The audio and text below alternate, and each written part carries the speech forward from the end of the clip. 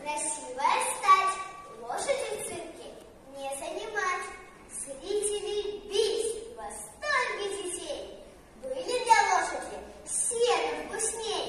Но вот однажды наездник отшел, тихо по кругу похлопав, ушел. И не позвал он ее на арену. Лошадь скучала, ей бы на сцену. Орел приходил, но с собою не звал. Нежно за шею ее обнимал. И поняла тогда лошадь сама, с ним на арену не выйдет она.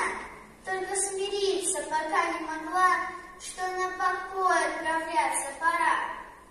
Но вот как-то утром наездник отшел, лошадь конюшни своей не нашел. Забеспокоился, все оббежал.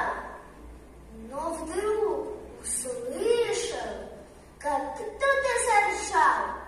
Бросился он на арену бегом. Там лошадь танцует в зале пустом.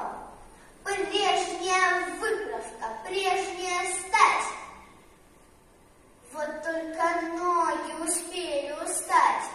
И уходя уже, словно в протест, лошадь взвилась на дыбы под конец. Увидев хозяина, тихо заржав, в стойло вернулась, спокойно там став.